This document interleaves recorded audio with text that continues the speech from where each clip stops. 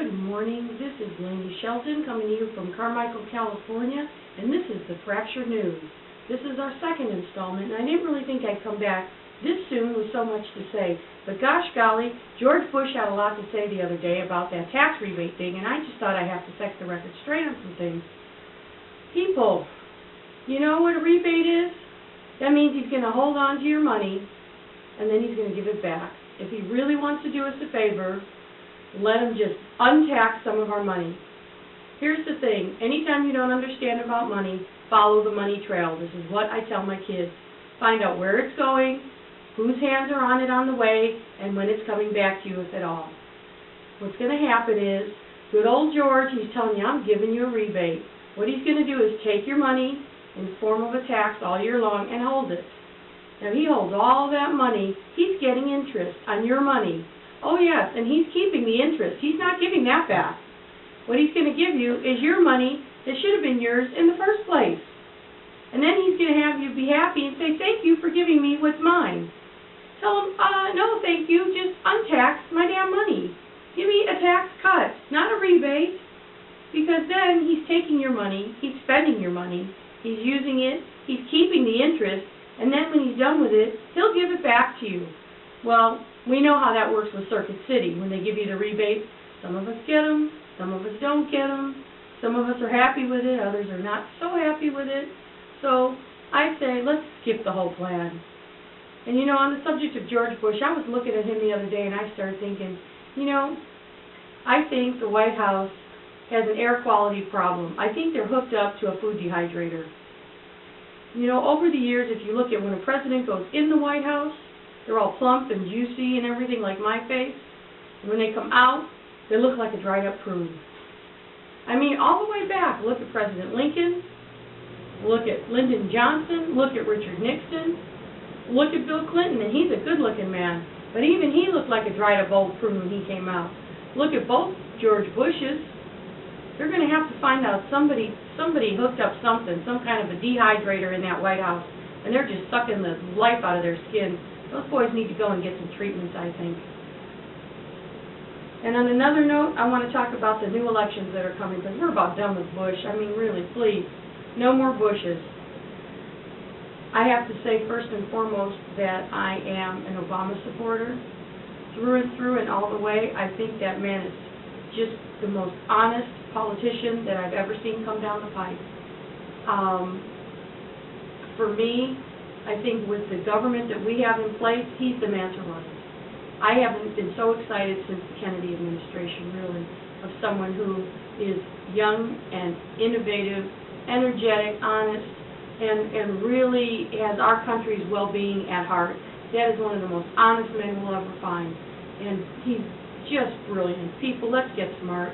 Let's put the smartest man in office right there, the one most able to run the government.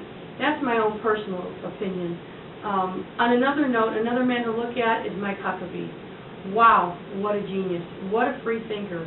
He probably will not get elected to office in a million years because of the way he thinks, but I believe that possibly the White House is not the best forum for him because he has some of the most brilliant, innovative thought processes I have ever heard.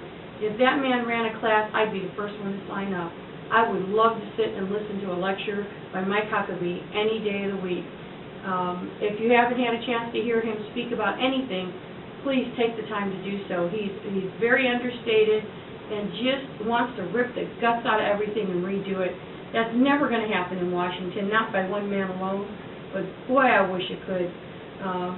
You know, he's really somebody who could fix things up for us.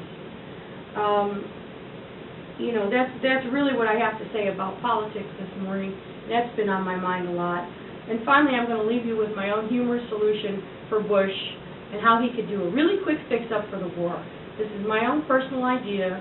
I don't mean to offend anyone. Don't take any of this wrong. This is just one woman's thoughts on the best use of resources in the best possible way. And I just thought I'd share this with you.